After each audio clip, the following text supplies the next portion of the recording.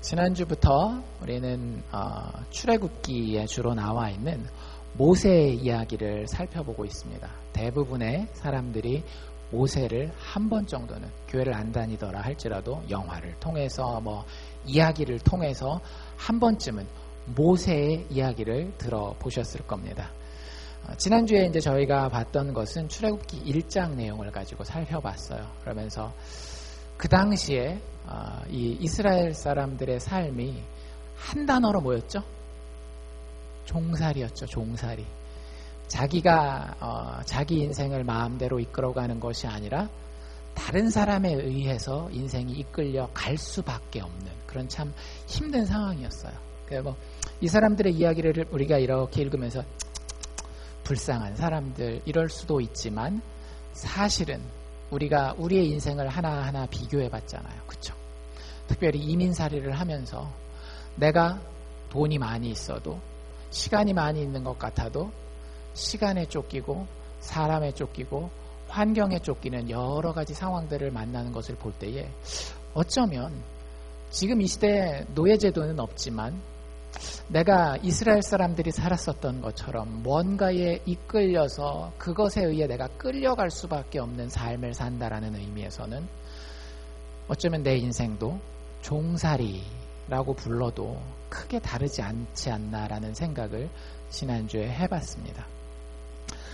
어쨌든 사람마다 이제 다르겠죠. 환경이 좀 편하시면 저랑은 크게 상관이 없습니다 이렇게 이야기하실 수도 있고, 환경이 좀 힘드시면 급 공감하셔서 맞아 인생은 종살이야 이러실 수도 있는 거, 그거는 개인의 환경마다 다른 것 같은데, 오늘은 이제 1장 여전히 연결되어서 2장으로 넘어가는 이야기를 살펴볼 텐데,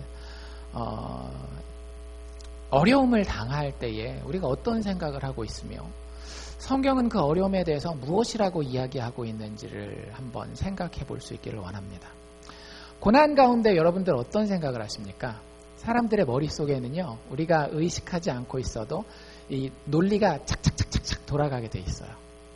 여러분들이 어려움을 당하고 있어요. 그게 경제적인 어려움이 됐건, 아니면 사업에 있어서의 어려움이 됐건, 가족 안에서의 어려움이 됐건, 인간관계의 어려움이 됐건, 건강의 어려움이 됐건, 어려움을 겪을 때 그냥 잔잔한 거는 이렇게 참고 넘어갈 수 있는 그런 인내심이 한국인들에게는 다 있습니다. 그렇죠? 근데 이게 좀 크고 버거울 때 많은 사람들은, 심지어는 교회 안에 있는 믿음의 사람들도 이런 생각을 하게 됩니다.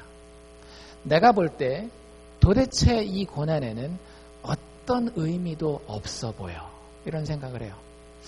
저도 사실 그때 철이 들긴 했지만 어머니 돌아가셨을 때 비슷한 생각을 했었던 것 같아요. 어머니 돌아가셨을 때 어머니가 돌아가셔서 내가 배울 수 있는 게 뭐지? 이런 생각 전혀 안 했어요. 그냥 어머니 고등학교 1학년 때 돌아가셨을 때 왜 우리 어머니가 돌아가셔야 되지? Why my mother? 이런 생각 정도를 하죠. 도저히 제 고등학교 1학년의 눈에는 그 고난을 통해서 내가 앞으로 얻게 되어지는 것은 존재하지 않는 것처럼 보였습니다. 그래서 그 다음 논리가 뭐가 될까요? 그 다음 논리가, 내가 볼 때 이 고난에는 특별한 말이 되는 이유가 없어. 그럼 그 다음에 어떻게 사람은 생각하는가 하면, 그래, 그렇기 때문에 실제로 이 고난에는 아무 의미가 없는 거야. 내 나름대로 이렇게 결론을 내리게 돼요. 여러분들, 이런 논리는 우리가 고난 가운데 쉽게 가질 수 있는 논리이긴 하지만 사실은 아주 잘못된 논리입니다. 그리고 신앙적으로 볼 때 아주 교만한 논리예요. 왜 교만한 논리일까요? 내가 하나님이 아는 걸 똑같이 다 안다라고 전제했을 때는 이렇게 얘기할 수 있어요. 하나님이 내일에 대해서, 모레에 대해서, 1년 후에 대해서, 5년 후에 대해서, 10년 후에 대해서 정확히 어떻게 아는 거를 나도 똑같이 알면 여러분들이 그래, 이 고난에는 아무 의미가 없어 라고 결정 지을 수 있습니다. 그런데 여러분들, 우리가 그런가요? 그렇지 않잖아요. 우리는 길어야 몇 세 살아요. 우리 아까 기도하면서 우리 주창숙 집사님 시어머님의 연세를 들었는데 97이래요. 97세. 야, 우린 그것만 들어도 어때요? 야, 참 오래 사셨다 이렇게 얘기를 하잖아요. 그렇죠?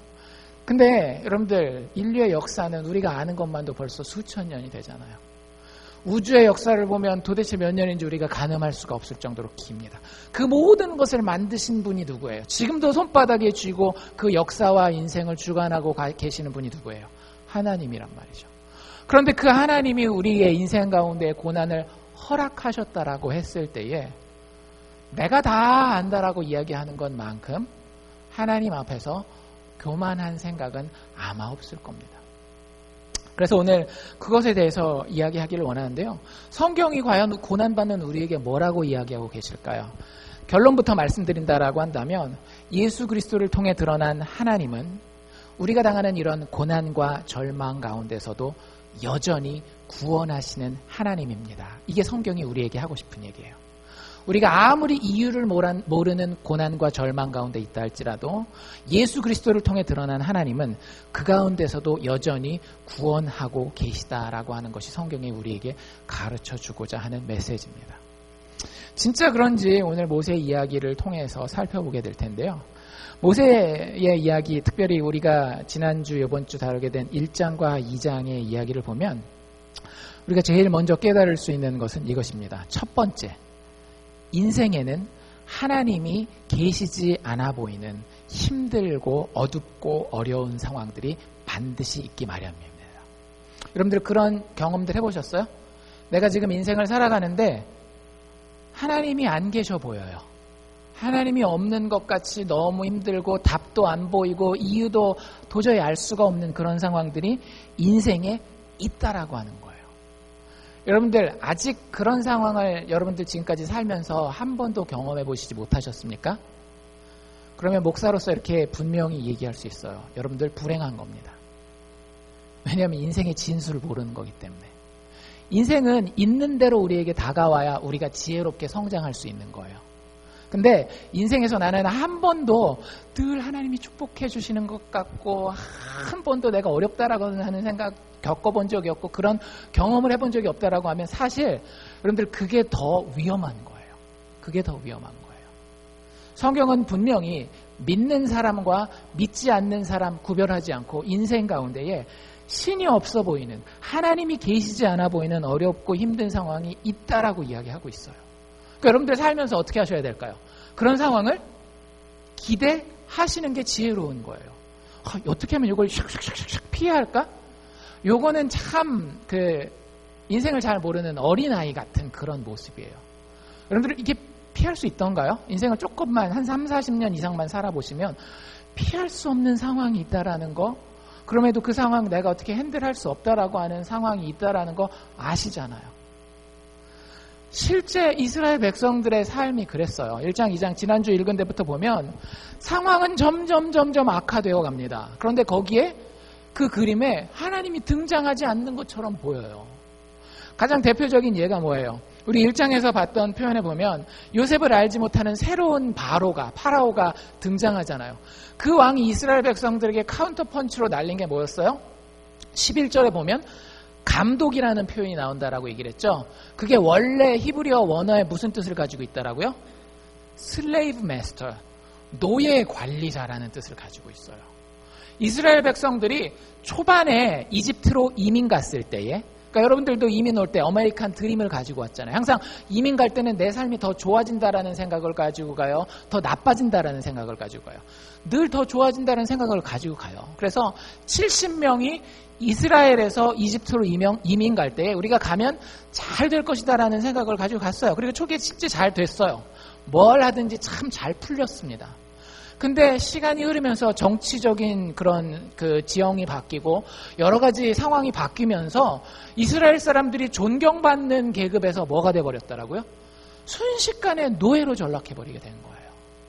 그 이야기가 8절부터 쭉 14절까지 나와요. 얼마나 힘들었는가 하면 감독들, 즉 노예 관리자들을 그들을 위해 세우고 이스라엘 백성들에게 무거운 짐을 지어서 괴롭게 하고 그들을 바로 왕을 위해서 국고성 비돔과 람셋이라고 하는 그 힘든 건축 현장에 보냈더라라고 이야기를 하고 13절에도 보면 이스라엘 자손의 그 노동을 아주 엄하게 하였고 14절에 보면 그들이 고통받는 그 노동으로 그들의 생활을 이스라엘 사람들의 생활을 아주 괴롭게 하니 여러 가지 일들을 시켰는데 그 시키는 모든 역사가 다 아주 중하고 힘들었더라 이렇게 얘기를 하고 있어요.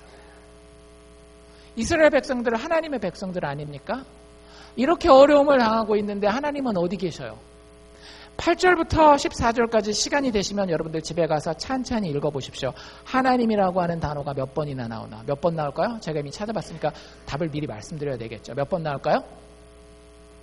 한 번도 나오지 않아요. 참 하나님 무심도 하시죠. 그렇죠? 그냥 여러분들 사업을 하다가 사업이 어려워진 정도가 아니에요. 그냥 자식 키우다가 자식이 내 마음대로 잘 안 키워지는 정도가 아니라고요. 남편과 아내의 관계가, 이웃과의 관계가 조금 틀어진 정도가 아니에요. 자유인에서 뭐가 되어버린 거예요? 순식간에 노예가 되어버린 거라고요. 여러분들 그게 무슨 느낌인지 모르시겠으면 집에 가서 영화 한 편만 보십시오. 혹시 보신 분들도 계실지 모르겠는데 노예 12년이라고 하는 영화가 있어요. 뉴욕이 예전에는 자유주였고 남부에는 여러 노예주가 있었잖아요. 거기 보면 자유주에서 살던 한 흑인이 속아가지고 사기당해가지고 노예로 팔려가서 12년 동안 노예살이 하는 걸 봅니다. 얼마나 비참한지 몰라요. 그 삶을 누가 살고 있는 거예요? 이스라엘 사람들이 그냥 12년이 아니에요. 120년도 넘겨서 수백 년을 살고 있는 겁니다. 근데 거기 하나님이 있어요? 없어요? 하나님 보이지 않아요. 참 무심하시죠. 두 번째, 상황이 점점 악화된다 그랬죠. 이스라엘 사람들이 노예만 된 게 아니에요. 15절에 보면 1장 15절에 보면 뭐라고 돼 있는가 하면 애굽의 왕이 바로 왕이 명령을 내립니다. 뭐라고 얘기를 내는가 하면 히브리 산파 시브라라는 사람과 부하라고 하는 이 두 명의 산파, 그 당시에는 산부인과가 없으니까 아기 낳을 때에 도와주는 사람, 산파 아시는 분들도 계시고 못 들으시는 분들도 계실 거예요. 영어 단어도 미드와이프 하니까 그 젊은 애들은 잘 모르더라고요. 미드와이프가 뭐야? 근데 뭐 이제 닥터 하면은 이제 우리가 알겠지만 미드와이프 옛날에 뭐 아기 집에서 나니까 그 집에서 나는 아기 받아주는 그런 아줌마들이란 말이에요. 그 사람들한테 이 왕이 직접 불러가지고 뭐라고 명령을 해요? 가로되 너희는 히브리 여인, 이 히브리라는 말이 이스라엘의 다른 말이에요. 이스라엘 여자를 위하여 조산할 때에 그들이 아이 낳는 것을 도와줄 때에 잘 살펴봐라. 왜 살펴보라 그래요? 잘 살펴봐서 딱 보면 어이구 달렸네? 남자든 어떻게 해라? 죽여버리라는 거예요. 그러니까 거짓말을 해야 되겠죠. 엄마한테는 딱 받으면서 어떻게 하는 거예요? 예를 들자면 목을 확 비트는 거예요. 그리고 아이고 애가 나오면서 힘들었나 봐요. 죽었어요. 욕을 시킨 거예요. 여자아이면은 다행히 그냥 살게 두라고 얘기를 해요. 여러분들 세상에 제일 큰 불효가 뭐예요? 제일 큰 불효 아시잖아요. 부모보다 먼저 가는 거. 어떻게 해볼 도리는 없지만 그만큼 부모가 힘든 게 자식을 먼저 떠나보내는 거란 말이에요. 여러분들 이런 일을 당하고 있는 이스라엘 백성들 마음이 어땠을까요? 참 많이 아프고 힘들지 않았겠어요? 근데 그거 해가지고 아직도 살아남는 애들이 있으니까 바로왕이 지독합니다. 진짜 지독해요. 이게 자기 마음대로 안 되니까 맨 마지막에 22절에 보니까 이스라엘 사람들 남자애들만 죽이라고 그랬더니 이 애들이 살아나는 것 같더라. 그래서 22절에 뭐라고 얘기를 하는가 하면 바로가 그 모든 백성에게 이제는 눈에 보이는 게 없는 거예요. 이스라엘 사람의 가족들뿐만 아니라 자기 나라에 속해 있는 모든 백성에게 명하여 가로되 남자가 낳으면 그 아이는 강물에다가, 하수라는 말이 강물이거든요. 강물에다가 던져버리라는 거예요. 여자아이면 똑같이 살리고. 여러분들 하나님 어디 계십니까? 이게 15절부터 22절까지 일어나는 사건이거든요. 하나님 어디 계셔요? 하나님이라는 단어를 여기서 집에 가서 한번 또 찾아보십시오. 몇 번 나올까요? 2번 나오긴 해요. 근데 이게 하나님이 이스라엘 백성들을 도왔다 이런 맥락에서 나온 게 아니라 아까 그 산파들 2명 있었잖아요. 시브라라고 하는 산파와 부하라고 하는 산파가 그 사람들이 하나님을 두려워했더라. 뭐 이런 맥락에서 나오지 하나님이 직접적으로 기적적으로 이스라엘 백성들을 살려줬더라 이런 맥락에서 나오는 게 아니에요. 도대체 우리 하나님 어디 계시는 겁니까? 이스라엘 백성들이 하나님의 백성들이 노예가 되었을 때에 이스라엘 백성들이, 하나님의 자녀들이 그 자녀들의 죽음을 보고 눈물을 흘려야 하는 그때에 하나님은 도대체 어디 계시느냐라고 하는 거 말이죠. 2장으로 넘어오면 이야기가 조금 더 흥미로워져요. 희망이 조금 보입니다. 누구 이야기가 나와요? 아까 우리가 봤잖아요. 모세 이야기가 나온단 말이에요. 모세라는 이름의 뜻이 혹시 뭔지 아세요? 모세가 이름의 뜻이 있거든요. 우리 아까 10절 말씀에 보면 이렇게 돼 있어요. 10절에 그 아이가 자라매 바로의 딸이 데려다가, 바로의 딸은 누군가 하면 그 당시 그 나쁜 명령을 내렸던 바로 왕의 딸. 그러니까 왕의 딸이니까 뭐예요? 공주죠, 공주. 공주가 이 모세를 자기에게로 데려가서 그의 아들을 삼아요. 아들을 삼게 되고 그 이름을 모세라 하였다. 누가 붙여준 이름이에요? 이집트의 공주가 붙여준 이름이 모세예요. 그런데 그 이름의 뜻이 무엇인가 하면 가로대, 성경에 사실 나와 있어요. 이는 내가 그를 물에서 건져내었습니다. 물에서 건져낸 자라는 뜻이 그 모세라는 뜻입니다. 그 아까 읽으면서 이야기 대충 좀 이해가 되셨죠? 사실 모든 아이들이 어떻게 됐어야 돼요? 태어나자마자 물에다가 던져서 죽여야 되는 그런 상황이었단 말이에요. 그런데 2장 1절에 보면 레위족 속에 한 부부가 있었어요. 한 레위 남자와 레위 여자가 결혼을 했는데 이 둘이 결혼해서 아들을 낳았는데 아들이 어떻대요? 아들의 모습이 준수했대요. 사실 자기 태어난 애기 보고 우리 애기 미워 이런 사람은 별로 없겠죠. 가끔 있긴 있더라고요. 태어났을 땐 너무 못생겼는데 커가면서 이뻐지더라고요. 뭐 이런 경우도 있긴 한데 대부분 애들을 보면 이쁘긴 한 것 같아요. 근데 그냥 이쁜 정도를 조금 뛰어넘었긴 했던 것 같습니다. 왜냐하면 대부분의 다른 부모들은 어떻게 해요? 아기가 남자가 태어나면 어쩔 수 없이 왕의 명령이 무서우니까 강에다 갖다 버렸는데 이 레위 부부가 목숨을 걸어요. 이 아이를 위해서 목숨을 겁니다. 죽으면 죽으리라는 목숨을 걸어서 이 아기를 집에 그대로 데리고 살려요. 얼마 동안? 석 달 동안 이 아이를 살립니다. 근데 아기들을 이제 키워보신 분들, 너무 오래돼서 기억이 안 나실 수도 있겠지만 처음에는 이쁘죠, 그렇죠? 근데 가면 갈수록 어때요? 요구하는 것도 많고 해줘야 되는 것도 많고 처음에 얌전하던 애들도 나중에 커가면서 응애응애 울고 그러면 어떻게 되는 거예요? 지금 이 상황에서는 왕의 명령을 어긴 것이 들통나는 상황이 된단 말이에요. 그래서 숨기다 마지막 석 달이 딱 됐을 때는 결정을 해요. 엄마랑 아빠가 너무너무 안타깝죠. 얘를 자기네 손으로 죽일 수는 없는 거예요. 여러분들이 차마 하실 수 있으시겠어요? 여러분들 손으로 여러분들 자녀를 치실 수 있겠어요? 요즘 우리 젊은 부모님들은 매를 때리는 것도 힘들어 하시잖아요. 근데 이 마음이 너무너무 아파서 이걸 어떻게 할까 고민을 하다가 갈대 상자를 하나 만듭니다. 그리고 거기다가 곱게 아이를 싸서 담고 그 아이를 왕의 명령에 순종은 해요. 근데 어떻게 해요? 그 갈대 상자를 방수를 다 하고 난 다음에 그 강물에다가, 이집트 강물이니까 나일강이겠죠. 나일강에다가 둥둥둥둥 떠내려 보내요. 근데 그게 어떻게 되는 거예요? 아까도 얘기한 것처럼 바로의 딸에게 발견되어서, 이집트 공주에게 발견되어서 이집트의 궁전으로 들어갑니다. 여러분 이 정도 되면 어때요? 이제 조금 희망이 좀 보이지 않나요? 야, 드디어 하나님이 이제 역사하시나 보다. 노예가 될 때도 그 아들들 다 죽일 때도 간섭하시지 않는 하나님이 간섭하시나 보다 이렇게 생각하기 쉬운데, 아이고 이놈의 모세가 11절부터 보면 어떤 이야기가 나와 있어요. 모세가 이제 철 들 만큼 들었단 말이에요. 모세는 이스라엘 사람들에게 유일한 희망입니다. 이스라엘 백성들을 종살이하던 애굽에서 마침내는 구원해낼 수 있는 모든 조건을 다 갖춘 유일한 구원자예요.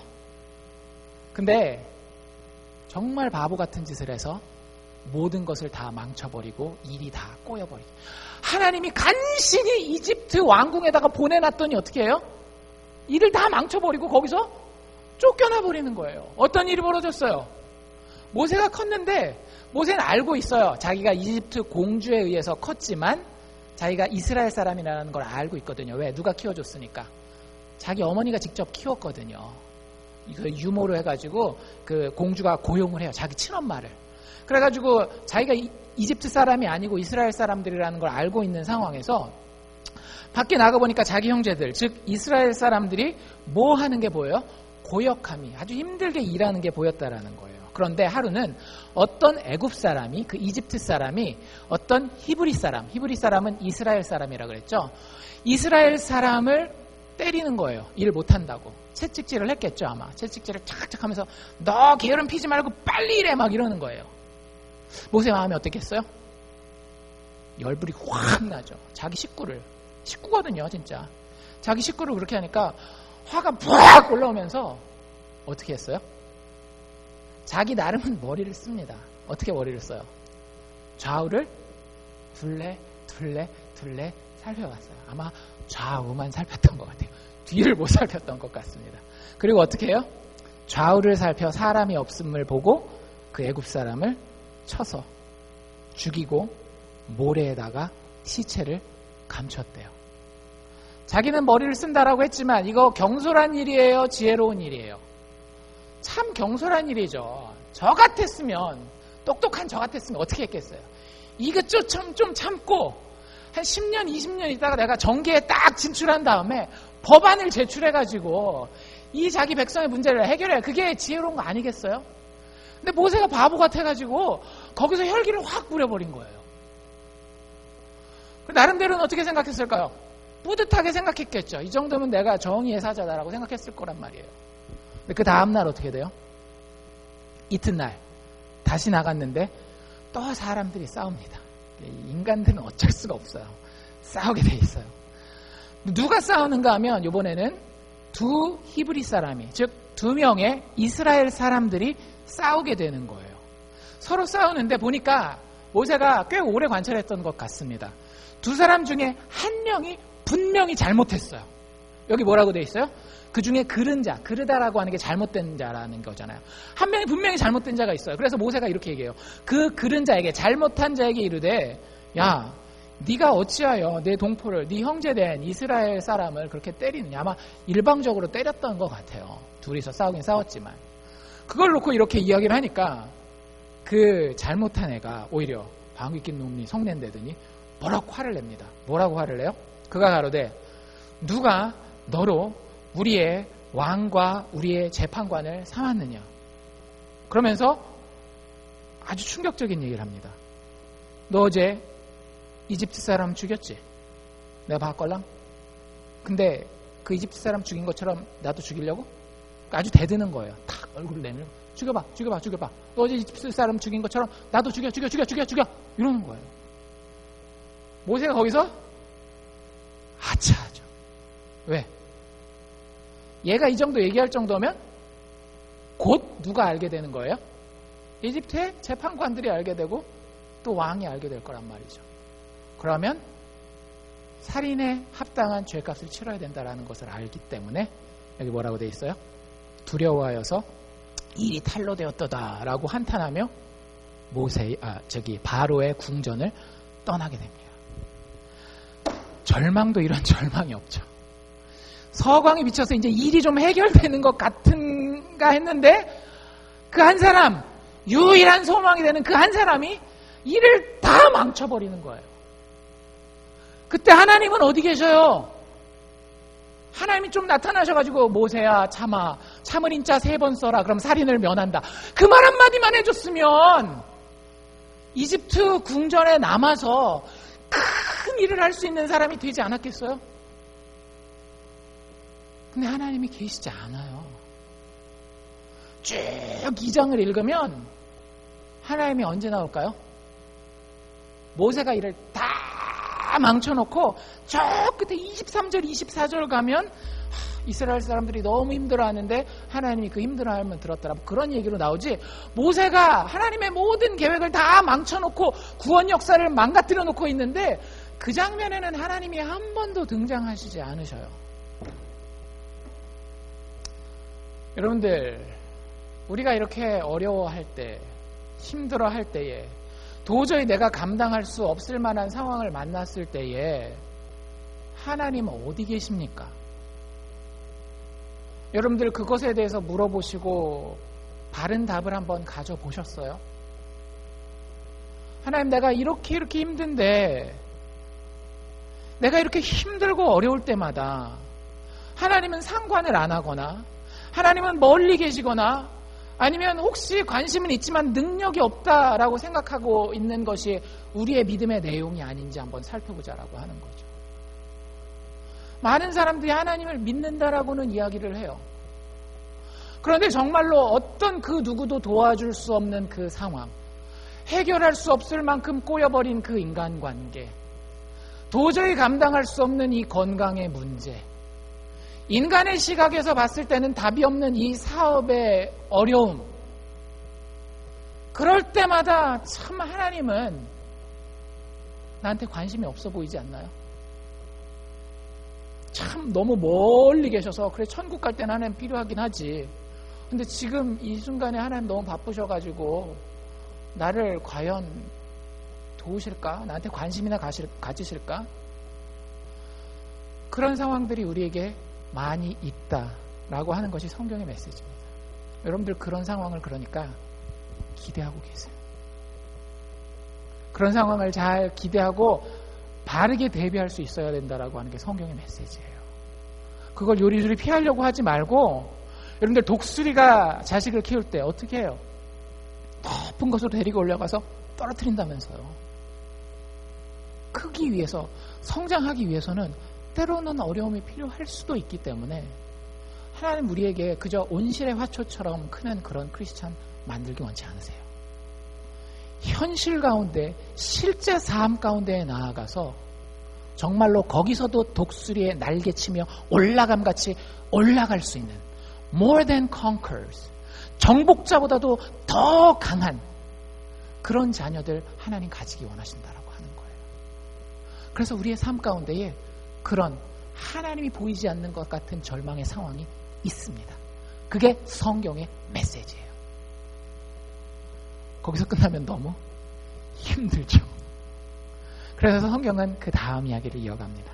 두 번째 우리가 여기서 배울 수 있는 건 무엇인가 하면 하나님이 없어 보이는 모든 그 힘들고 어려운 상황에서도 하나님은 모든 것이 합력하여 선을 이루도록 분명히 역사하고 계십니다.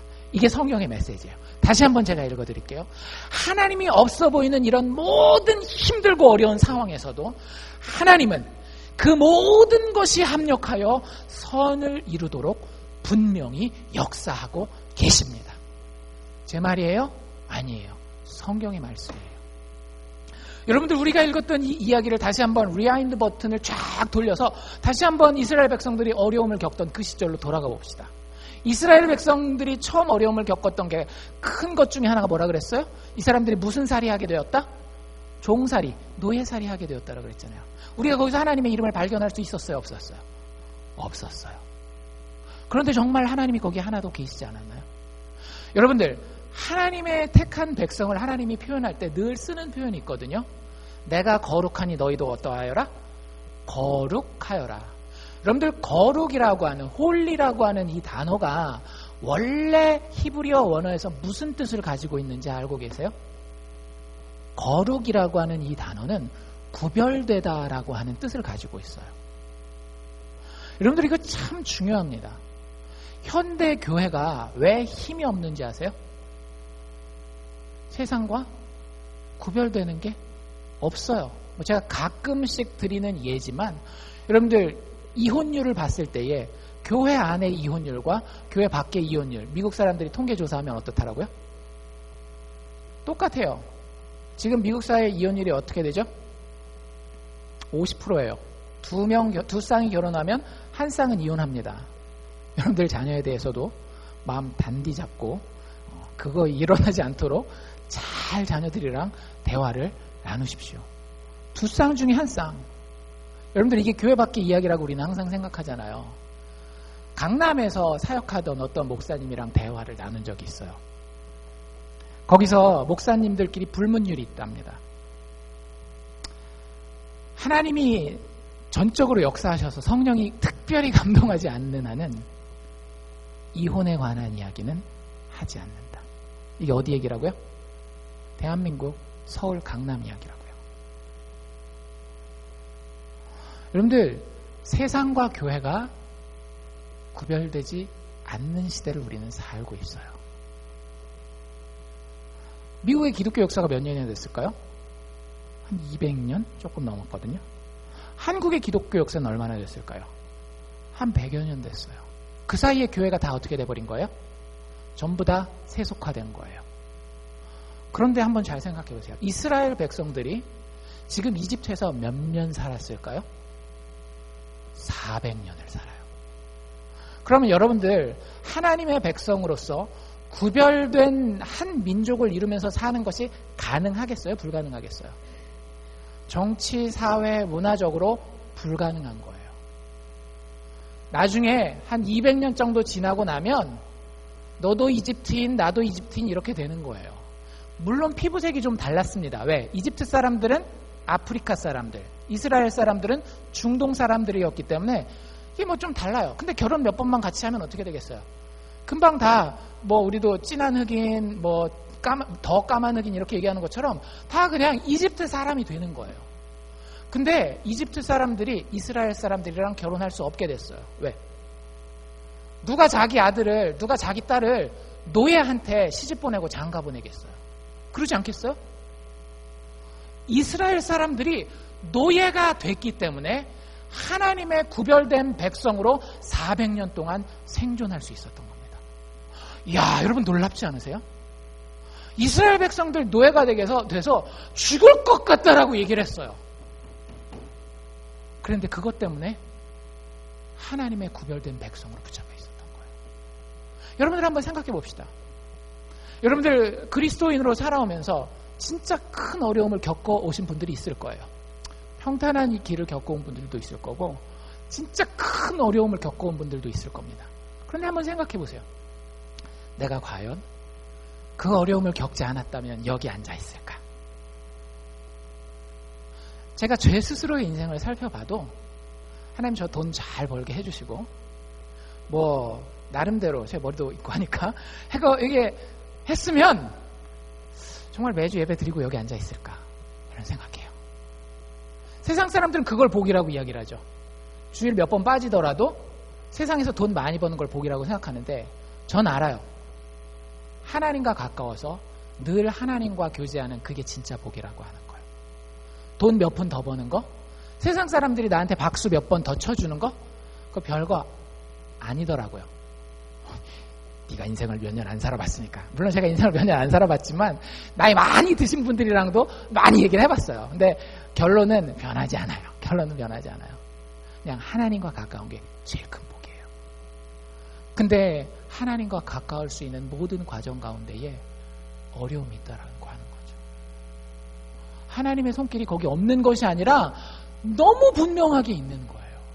그 어려움을 통해서 내가 믿음이 성장하고 하나님과 더 친밀해질 수 있었던 것이 돌이켜놓고 보면 너무 확실하고 분명하다라는 거예요. 하나님 진짜 안 계셨어요? 하나님의 이름이 단지 안 나와 있다라고 해서 하나님이 절망적인 이스라엘 백성들의 종살이에 같이 계시지 않았냐라고요. 그렇지 않다라고요. 또 아까 우리가 사실 이거 본 거예요.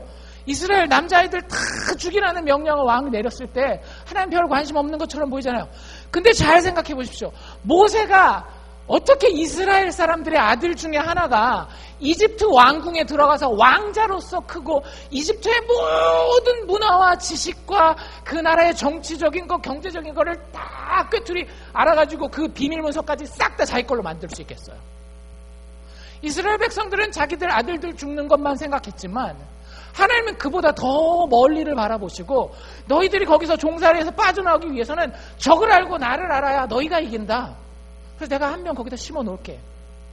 그 아들들이 죽어야 된다라고 하는 명령을 했기 때문에 모세의 아버지 어머니가 모세를 강물에다가 떠내려 보냈던 거고 그 왕이 이집트 사람들의 남자아이들까지 다 죽이라고 얘기를 했기 때문에 공주가 그 아이를 발견했음에도 불구하고 그 아이를 자기가 키우지 못하고 어떻게 해요?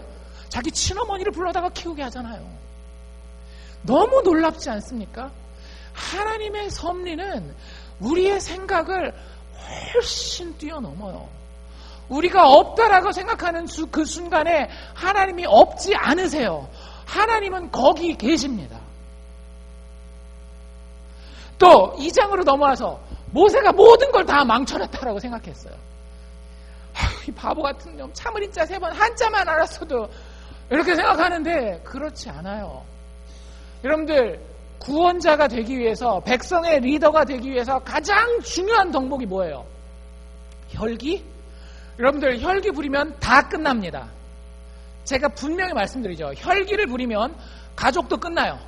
남편 아내 관계도 끝나고, 부모 자녀 관계도 끝나고, 친구 관계도 끝나고, 사업도 진짜 후루룩 쉽게 말아드실 수 있어요. 뭘 부리면? 혈기를 부리면. 모세가 어떤 사람이었어요? 바로 이 혈기의 사람이었어요. 짜증 진짜 지대로 내고 자기 화나면 버럭할 줄 아는 그런 사람이었어요. 그러니까 못 참고 그 자리에 가서 바로 죽여버리잖아요. 혈기가 있으면 나도 죽고 우리 공동체도 다 죽는 거예요. 근데 어디 가야 이 혈기를 죽일 수 있어요? 성경에 보면 하나님이 하나님의 리더를 훈련시키실 때마다 보내는 곳이 있습니다. 어디예요? 광야예요. The wilderness. 광야로 사람을 보내요. 다윗도 왕이 되기 전에 사울왕을 피해서 광야로 왕을 다닙니다. 예수님도 공생애를 본격적으로 시작하기 전에 40일간 광야에서 금식하시며 겸손하게 훈련받으셔요. 만약에 모세가 이 겸손과 온유를 광야로 쫓겨나지 않아서 배우지 못했다라고 한다면 이스라엘 백성들이 모세 말을 잘 들어요, 안 들어요? 나중에 스토리를 아시는 분들은 모세가 자 우리 이렇게 합시다, 하나님을 섬기는 건 이겁니다 얘기할 때마다 이스라엘 백성들이 아멘 아멘 하고 잘 따라가죠. 천만의 말씀이에요. 어떻게 그렇게 하지 말라는 것만 골라서 하는지. 그때마다 모세가 혈기를 부렸으면 어떻게 했을까요? 이스라엘 백성들 다 죽었어요. 구원자로 불렀는데 구원자가 아니라 심판자가 돼가지고 한 명도 남겨놓지 않고 싸그리 다 멸종시켰을 겁니다. 근데 하나님이 그 모세를 그 왕자의 자리에서 어디로 데리고 온다고요? 광야 학교 학생으로 데려간다라고요. 여러분들 기억하세요. 광야가 쉽다는 얘기는 절대 아닙니다. 광야가 쉽다는 얘기는 아니에요. 우리가 겪고 있는 인생의 어려움이 여러분들 아무것도 아니니까 대충 넘어가세요. 정 목사가 그런 얘기 하는 거 아니에요. 저도 자식을 키워봤고, 저도 경제적인 어려움을 겪어봤고, 저도 남의 밑에 가서 일해봤고, 여러 가지 일들을 겪어봤기 때문에 인생이 어렵다는 거 여러분들이 이해하면 충분히 이해할 만한 그 정도 공감 감각, 공감 능력은 있어요. 근데 그럼에도 불구하고 성경은 우리에게 그렇게 이야기하고 있다는 거예요. 그럼에도 불구하고 우리는 우리가 성장하기 위해서 광야라고 하는 학교가 필요하다라고 하는 겁니다. 힘들고 어렵지만. 성경에서 모세를 표현하는 표현이 뭔지 아세요? 민수기 12장 3절에 이렇게 나와 있어요. 이 사람 모세는 그 온유함이 이 지면의 모든 사람보다 승하더라. 세상에서 제일 겸손하고 제일 온유한 사람 누구라고요? 모세라고요. 모세가 어떤 사람? 혈기 버럭 내서 사람까지 죽일 수 있는 사람이었는데 광야 학교 졸업하고 나니까 어떻게 돼요? 수석 졸업생이 된 거예요. 지면의 모든 사람보다 그 온유함이, 그 겸손함이 으뜸 가는 사람이 되었다라고 하는 겁니다. 하나님이 숨어 계시는 것 같고요. 하나님이 부재 중이신 것 같아요. 그런데 여러분들의 느낌과 여러분들의 경험을 신뢰하지 말고 하나님의 말씀을 신뢰하시길 바랍니다. 하나님 뭐라고 말씀하고 계시는가 하면 하나님은 그 누구의 고난도 기뻐하시지 않는다라고 말씀하고 계세요. 여러분들이 고난 당하는 거, 아니 교회 나와 있는 우리들뿐만 아니라 성경에 정확하게 어떤 표현이 나와 있어요? 하나님께서는 악인의 죽음조차도 기뻐하시지 않는다라고 이야기를 해요. 이게 하나님이에요. 이게 우리 하나님이에요. 그런데 그 자녀들이 어려움 당하고 있을 때 하나님이 그걸 멀리서 그냥 떨어져서 보고만 계시다라고요? 아무 관심도 없으시다라고요? 천만의 말씀이라고요. 하나님 우리를 사랑하십니다. 그러면 내 느낌이 내 느낌이 하나님이 관심이 없어 보인다라고 느껴진다 할지라도 여러분들 우리의 느낌을 신뢰해야 된다라고요. 하나님의 말씀을 신뢰해야 된다라고요. 하나님의 말씀을 신뢰해야 된다라고요. 우리의 인생에서 때때로 어떤 때는 우리가 자주라고 느낄 수 있을 만큼 하나님은 그 하나님의 신비롭고 알 수 없는 경륜과 계획 가운데에 우리를 고난을 통해서 그분의 완벽한 선과 의를 이루는 길로 걸어가게 하십니다. 여러분들 그것을 기대하셔야 돼요. 성경에 뭐라고 나와 있어요? 자녀를 위해서 회초리를 아끼는 자는 그 자녀를 미워하는 자라고 이야기해요. 여러분들 그게 하나님이 자녀 교육만을 위해서 하시는 얘기가 아니라 하나님이 우리에게 내가 너에게 그런 마음을 가지고 있다. 내가 회초리를 들어서라도 네가 정말 최종적으로 잘 되기를 원한다. 그 말씀을 우리에게 해주시는 거예요. 하나님을 찾고자 하나 만날 수 없는 것처럼 보일 때 여러분들 실망하지 마십시오. 만약에 하나님이 이미 나를 찾고 계시지 않으셨다라고 한다면 내가 지금 하나님을 원망하면서 하나님을 찾으려고 하지도 못할 것이기 때문입니다. 무슨 말인지 이해가 되세요? 여러분들이 하나님 찾으면서 하나님 어디 계세요? 하나님 있기는 한 거예요? 라고 할 때에 여러분들 하나님이 여러분들을 이미 찾고 계시지 않으셨다라고 하면 여러분들은 그런 말도 못한다라고요. 우리가 우리 스스로의 삶을 원망 가운데서라도 불평 가운데서라도 하나님과 연결시킬 수 있다는 것 자체가 무슨 증거라고요? 하나님이 우리를 찾고 계시다라고 하는 증거예요. 그 절망과 그 낙담과 그 고난 가운데서도 하나님이 여전히 우리를 찾고 계신 증거가 우리가 하나님의 이름을 부를 수 있다라고 하는 그것입니다. 모세 이야기가 우리에게 그것을 너무나 잘 설명해 주고 있는 거예요. 이렇게까지 얘기를 해도 이런 생각이 혹 들 수 있어요. 그래, 그건 모세 이야기잖아요. 그거는 3000년도 더 전에 이스라엘이라는 나라 사람들이 경험했던 거지. 그 모세가 그렇게 됐고 이스라엘 사람들이 노예 종살이 하던 데서 구원받았는데 그게 도대체 뭐 무슨 상관이 있나요? 모세가 이스라엘을 구원한 게 지금 내가 이렇게 죽을 것 같이 어려운 이 상황에 있는 나를 구원하나요?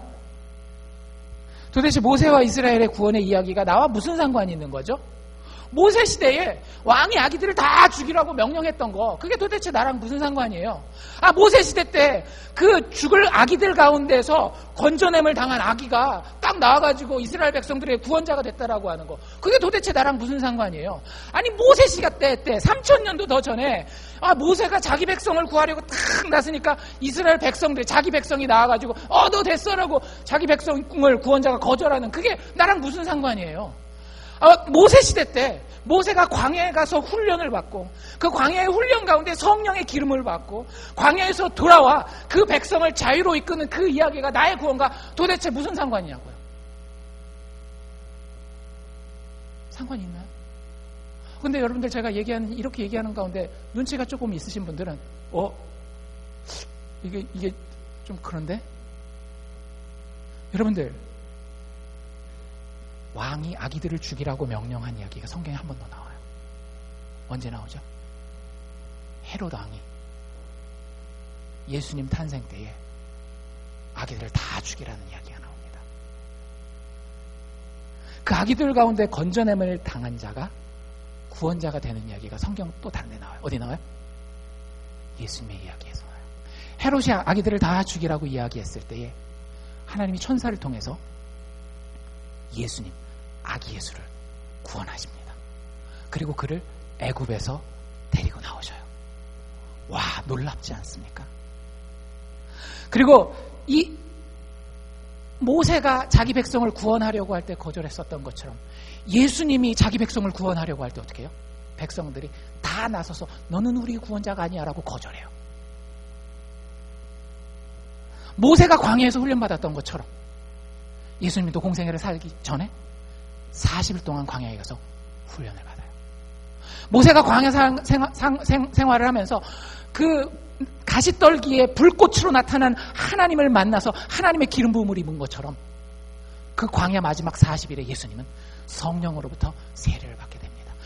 세례 요한에게 세례받을 때 하늘에서 성령이 임하는 것들을 사람이 보게 돼요. 그리고 광야에서 돌아온 모세가 마침내는 이스라엘 백성들을 이끌고 당당하게 하나님 약속하신 가나안 땅으로 향했던 것처럼 광야에서 떠난 예수 그리스도께서 자기 백성들을 부르셔서 하나님이 약속하신 영원한 평안과 안식의 땅으로 그 백성들을 지금도 이끌고 가세요. 여러분들 놀랍지 않으세요? 모세 이야기는 3500년 전에 이스라엘 백성들을 구원했던 이야기가 아닙니다. 모세의 이야기는 지금 이 시간도 절망 가운데 빠져서 아무 소망이 없지만 그들을 구원하기 원하는 하나님의 이야기를 여전히 담고 있는 거예요. 그래서 성경이 놀라운 책이라고 하는 겁니다. 이 성경 가운데에는 이스라엘 백성들의 소망이 담겨 있는 것이 아니라 오늘을 살고 있는 우리의 소망이 담겨 있어요. 여러분들 인생 가운데 얼마나 어둡고 어렵고 힘든 환경이 여러분들을 가로막고 있습니까? 여러분들이 얼마나 어려운 종살이를 하고 있습니까?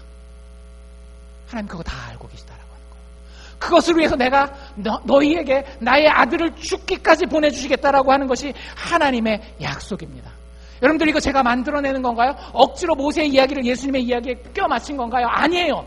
누가복음 9장에 보면 예수님이 산에 올라가서 변화하시는 모습이 나와요. 그 변화산 이야기라는 그런 이야기가 있는데 거기에서 예수님이 하나님의 기적으로 아주 영광스러운 모습으로 변합니다. 근데 더 놀라운 건 뭐냐면 그 자리에 하늘에서 두 사람이 내려와요. 누가 내려와요? 모세와 엘리야가 내려옵니다. 그래서 거기서 대화를 나눠요. 그래서 베드로가 그거 듣고 있는데 대화 나누는 내용을 들어보니까 무슨 얘기인가 하면 제가 읽어드릴게요. 뭐라고 얘기를 하고 있는지. 누가복음 9장 31절에 영광 중에 모세와 엘리야가 나타나서 장차 예수께서 예루살렘에서 별세하실 것에 대하여 말씀하였다. 대화를 나누었다. 이런 얘기가 나와요.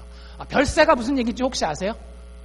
죽는 거죠. 그렇죠? 그러니까 이제 예수님이 곧 십자가에서 죽으실 거기 때문에 모세와 엘리야가 예수님이랑 예수님이 십자가에 대해서 돌아가실 거에 대해서 얘기했나 보다 이렇게 생각하기 쉬워요. 근데 여러분들 헬라어, 그리스 말 원어를 보면 이게 무슨 뜻을 가지고 있는가 하면 그 죽는다라는 뜻을 가지고 있지 않아요. 떠난다라는 뜻을 가지고 있습니다. 그래서 영어 성경 NIV 버전엔 뭐라고 번역되어 있는가 하면 departure, 여기서 이쪽으로 이렇게 떠나는 거, 출발하는 그 단어를 쓰고 있어요. 근데 이 단어가 사실 상당히 번역하기 힘든 단어거든요. 그 헬라어 단어가 여러분들 혹시 뭔지 아세요? 아실 리가 없죠. 이거 뭐 헬라어 성경을 봐야 하는 거니까. 근데 제가 얘기를 하면 여러분들 아마 놀라실 거예요. 모세와 엘리야와 예수님이 뭐에 대해서 대화를 나누는가 하면 His Exodus. 성경에 대한 배경 지식이 있는 분들은 제가 이야기하면 무슨 얘기인지 아실 겁니다. 여러분들 엑소더스가 무슨 뜻인지 아세요? 우리가 읽는 이 성경책의 제목이에요. 이 성경책 제목이 뭐예요? 출애굽이죠. 그러니까 다시 읽으면 이렇게 되는 거예요. 모세와 엘리야와 예수님이 예루살렘에서 예수님이 출애굽할 거에 대해서 대화를 나눴다라는 거예요. 그러니까 모세는 그 진짜 출애굽에 대한 모형일 뿐이에요. 진짜 구원에 대한 예표일 뿐이라고요. 진짜 출애굽을 이루는 건 누구예요? 예수님이라고 하는 거예요. 여러분들 여기서 엑소더스는 어떤 뜻을 가지고 있는가 하면 단지 내가 여기 힘드니까 여기 있다가 이렇게 출발해서 떠나는 거, 여기 있다가 다른 데로 가는 걸 이야기를 하는 게 아닙니다. 출애굽기 전체가 담고 있는 그 메시지를 이야기를 하는 거예요. 종되었었던 모든 사람들을 이끌고 구원자가 약속의 땅, 축복의 땅을 향해서 정말로 개선장군으로서 전진하면서 나아가는 그 모습을 이야기를 하는 거예요. 그게 출애굽이고 그게 예수님이 십자가의 죽음과 부활을 통해서 우리를 위해서 이루어 놓으신 일이라고요. 예수 믿는 사람들이 얼마나 축복받았는지 여러분들 아시겠어요? 하나님의 손길이 없어 보이십니까? 신앙생활 10년하고 20년하고 해봤더니 다 그게 그거고 별거 아니고 그냥 죽을 때만 하나님이 나한테 있으면 돼. 천만의 말씀이라고요. 하나님이 아무것도 상관없고 같고 나랑 지금 전혀 대화도 나누지 않는 것 같고 내 인생에 간섭도 못하시는 것처럼 능력 없는 것처럼 보이는 그 순간에서도 하나님은 완벽한 구원자로 우리의 삶 가운데 역사하시고 계시고 그걸 우리가 제발 좀 알아주기를 바라시는 거예요. 여러분들 알아주십시오. 알아주십시오. 불가능한 상황, 죽음의 상황을 역전시키는 분이 예수 그리스도이십니다. 실패자처럼 십자가에서 죽었지만 그 죽음에서 부활하여 만물 위의 왕이 되신 그분이 우리의 구원자예요. 여러분들 우리의 어떤 상황을 그 죽음에다 대놓고 나는 그 죽음보다 더 어려운 절망 가운데 있습니다 라고 이야기하겠습니까? 우리의 어떤 어려움도 우리의 어떤 절망도 예수 그리스도의 죽음을 뛰어넘지 못합니다. 그분이 우리를 위하여 죽어주셨고 다시 살아나셨을 때에 하나님은 예수를 통하여 우리에게 이렇게 얘기하십니다. 너희들 절망 중에 있니?